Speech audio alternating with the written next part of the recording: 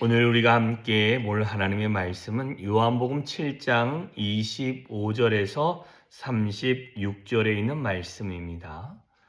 요한복음 7장 25절로 36절, 오늘부터 사순절 첫째 주가 이어서 저희가 묵상집 매일 성경에 있는 말씀을 중심으로 말씀을 나누겠습니다. 찾으셨으면 같이 한 목소리로 합독하십니다. 시작.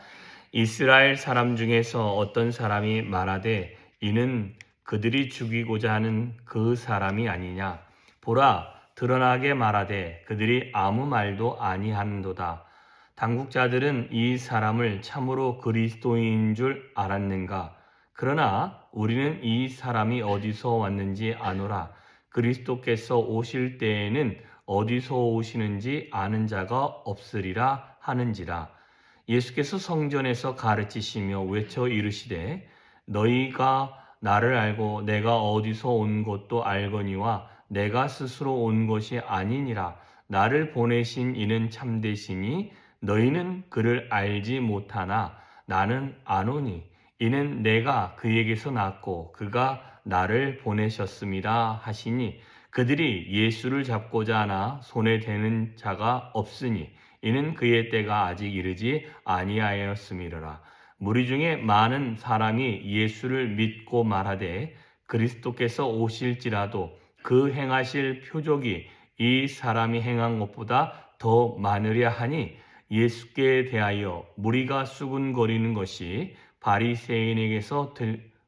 바리새인들에게 들린지라. 대제사장들과 바리새인들이 그를 잡으려고 아랫사람들을 보내니 예수께서 이르시되 내가 너희와 함께 조금 더 있다가 나를 보내신 이에게로 돌아가겠노라.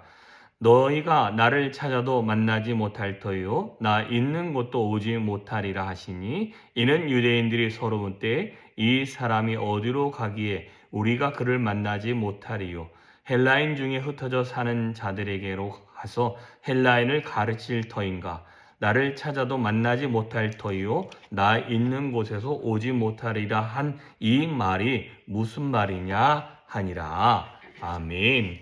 자, 오늘 본문에 보면 내가 그에게서 낫다라고 이야기를 하고 있습니다. 우리가 본 본문에 보면 27절쯤에 보면 이렇게 씁니다. 우리는 이 사람이 어디서 왔는지 아노라.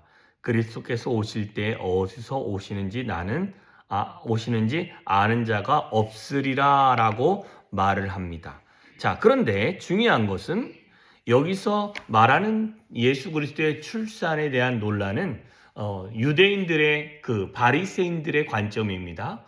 그가 어디서 났는지 압니다. 출신이 누구냐, 아버지가 누구인지, 그가 태어난 지역이 어디인지, 사는 지역이 어디인지를 이야기합니다. 그런데 28절에 보면 내가 어디서 온 것도 알거니와 내가 스스로 온 것이 아니라 나를 보내신 이는 참되다라고 말하면서 내가 그에게서 났다라고 29절에서 말씀하고 있습니다. 그가 나를 보내셨다라고 분명히 말씀하고 계십니다.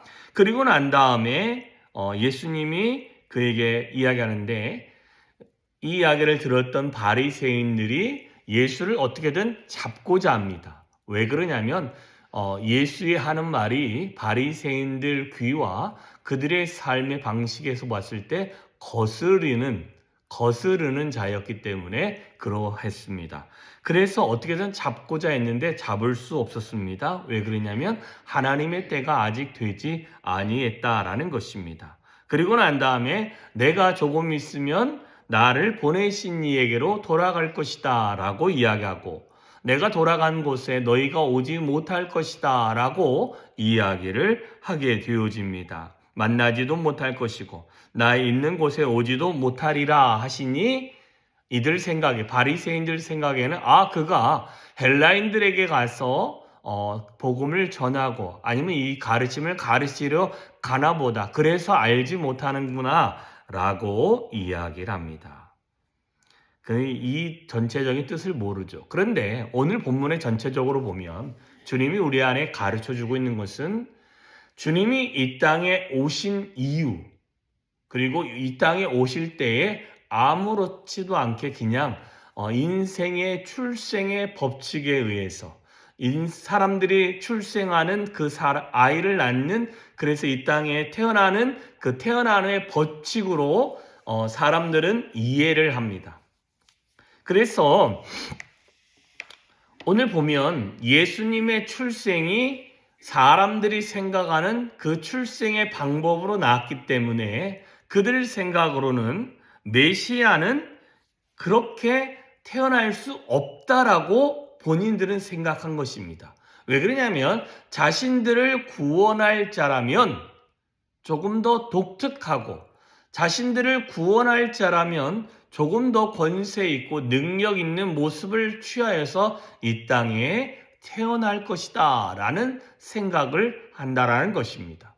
그런데 놀라운 것은 구약에서 그들이 읽었던, 유대인들이 바리새인들이 꾸준히 본 구약에 있는 모세 오경만 봐도 모세가 출생할 때, 아브라함이 출생할 때 독특한 방법으로, 또한 희귀한 방법으로 그들 가운데 지도자가 되어지고 그들의 이스라엘을 구원하는 출애굽하는 구원자가 되어진 게 아니라 그의 아버지, 그의 어머니가 있는 그 가운데서 태어났고, 그 사람을 하나님이 선택해서 하나님의 일을 하게끔 하셨습니다.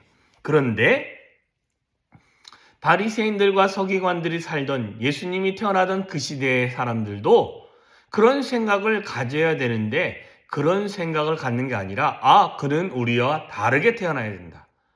그래서 많은 역사와 신화 가운데 있는 것처럼 아래에서 태어난다든지, 아니면 하늘에서 뚝 떨어진다든지, 아니면 기적적인 일을 경험하는 것처럼 태어나는 것처럼 생각을 했습니다. 그래서 그는 메시아가 아니다라고 단정을 짓는 모습을 우리는 확인할 수 있습니다. 그러나 주님은 우리 안에 말씀하십니다.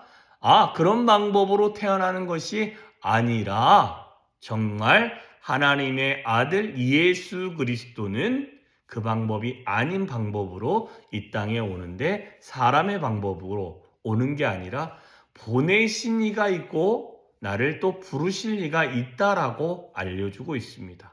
나를 보내신 이는 인간의 출생 방법을 의지했지만 그 방법에서 보내신 목적과 또한 추구하고 그 안에서 이루고 난 다음에, 그 다음에 나를 데려가실 하나님, 그 하나님에 의해 출생되어졌다라고 분명히 말씀해 주고 있습니다. 메시아도 하나님의 방법으로 태어난 거지, 그 방법을 벗어난 방법으로 이 땅에 오지 아니하셨다라는 것을 기억했으면 좋겠습니다. 그래서 예수님이 자신의 출생의 방법과 메시아로 이 땅에 오신 것은 결과적으로 내가 오고 싶어서 온 것이 아니고 아무 때나 태어나고 싶어서 태어난 게 아니라 하나님이 나를 보내셨고, 나를 보내신 이유가 있고, 뿐만 아니라 나의 사명이 다 감당되어지면 그때는 하나님이 자신을 데려가실 것이다 라는 말씀을 우리 가운데 하십니다. 자, 이 말은 저와 여러분에게도 동일하게 적용될 수 있는 것이 무엇인가 하면, 저와 여러분이 이 땅에 그저 나의 부모가 나를 육신의 방법으로 낳아서 이 땅에 태어나서 어쩔 수 없이 내 부모 아래 태어났다. 근데 내 부모가 좀 가난하다. 그런 것 때문에 아파하고 힘들어하고 고통당하고, 뿐만 아니라 나의 인생은 그렇게 출생의 방법으로 시간이 흘러 어쩔 수 없이 사회의 그 통념에 의해서, 또한 그 사람이 사는 방식에 의해서 결혼도 하고, 그래서 나의 출생지에서 이쪽으로 넘어오고, 그래서 왔는데도 힘들고 어려운 삶의 연속이다 라고 우리는 생각하고 말할 수 있을 수 있습니다. 그건요, 우리가 무엇을 배제했느냐? 나를 이 땅에 출생하게 하신 하나님의 계획, 그리고 내가 이 땅에 출생해서 하나님이 나를 향한 하나님의 계획을 보지 않는 자의 고백이라고 할 수 있습니다. 저와 여러분이 선택하지 못한 부모 밑에 태어났지만 하나님은 그 부모를 선택하시고 그 부모를 통해서 나를 향한 하나님의 계획과 은혜의 방식과 하나님의 길이 있을 것이다 라는 것입니다. 그래서 하나님이 나를 이곳에 부르셨고 하나님이 나를 출생하게 하셨고 하나님이 나를 구원으로 인도하는 그 구원의 길에 동참하게 하셨다면 우리는 이제 내가 왜 이곳에 왔으며 내가 왜 이렇게 태어났으며에 관심을 갖고 살아갈 것이 아니라 나를 향한 하나님의 계획이 무엇이며 나를 향한 하나님의 일하심이 무엇이며 하나님이 나를 무엇을 기대하고 계시는지를 우리가 더 집중하고 하나님 나를 통해서 어떤 일을 행하시기 원하십니까? 하나님 나를 이곳에 부르셨는데 나를 통해서 하실 일이 무엇입니까? 하나님이 사명이 다 끝나기 전까지는 하나님이 데려가지 않습니다. 주님이 여기서도 나를 보내신 이에게로 돌아가겠노라 라고 했지만 그의 사명이 십자가의 사건과 구속과 부활의 사건이 있지 않은 후에는 그가 글로 가지 못했던 것을 봅니다. 그러나 그를 향한 하나님의 구원의 계획을 다 성취한 이후에는 그가 아버지께로 돌아가지요. 그것은 우리가 살아서는 절대 그곳에 갈 수 없습니다. 이처럼 하나님은 저와 여러분에게 하나님의 구원의 계획을 가지고 계시며 이 땅에 보내시고 이 서감리 땅 안에 우리를 모아주셨던 이유가 있을 것입니다. 하나님이 이 땅에 저와 여러분을 보내신 그 이유를 매일매일 묵상하셨으면 좋겠습니다. 또한 나를 향한 하나님의 계획과 나를 향한 하나님의 인도함과 나를 향한 하나님의 거룩함과 나를 향한 하나님의 크신 계획과 뜻을 발견하는 매일매일이 되어줬으면 좋겠습니다. 그래서 오늘 한 날도 하루도 저와 여러분이 이렇게 고백하며 하나님 앞에 나아가셨으면 좋겠습니다. 하나님, 오늘 나를 향한 하나님의 계획이 무엇입니까? 하나님, 오늘 하루 주님이 나를 통해서 일하시고자 하시는 것이 무엇입니까? 하나님, 내가 어떻게 하면 하나님을 영화롭게 할 수 있겠습니까? 하나님, 나를 통해서 하나님이 드러내고자 하시는 것이 무엇입니까?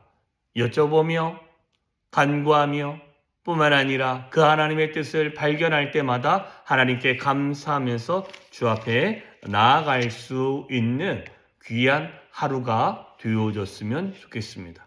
그래서 하나님이 저와 여러분의 삶에서 말씀하여 주실 것입니다. 그렇게 간구하고 기도하며 하나님의 뜻을 구하며 하루하루 나아갈 때 주님은 분명히 말씀하시고 주께서 우리의 삶을 인도하여 가실 줄 믿습니다. 그 하나님의 은혜가 오늘도 저와 여러분의 삶에 충만히 임하기를 소망합니다. 기도하겠습니다. 참 좋으신 하나님 감사합니다. 복된 하루요 귀한 하루를 허락하여 주셨습니다. 하나님, 우리를 향한 하나님의 계획을 볼 수 있도록 도와주시옵소서. 나를 보내신 이가 있다라고 주님이 말씀하셨습니다. 우리를 이 땅에 보내신 이가 분명히 계십니다. 그분이 아버지 하나님이신 줄 믿습니다. 뿐만 아니라 그 보내신 목적이 있으며 그 뜻을 이루기까지 하나님은 우리와 동행하여 주시며 뿐만 아니라 우리의 사명이 다 됐을 때 하나님의 품으로 우리를 부르실 줄 믿습니다. 하나님, 이 원대한 계획을 우리가 마음에 품게 하여 주시옵시고 하나님의 뜻 안에서 우리가 승리할 수 있도록 주여 오늘 하루도 주의 뜻을 구하게 하시며 하나님이 우리를 이곳에 부르신 그 하나님의 부르심에 반응하는 귀한 하루가 되어질 수 있도록 주여 은혜 위에 은혜로 더하여 주시옵소서. 주님만을 찬양합니다. 예수님의 이름으로 기도하였사옵나이다. 아멘.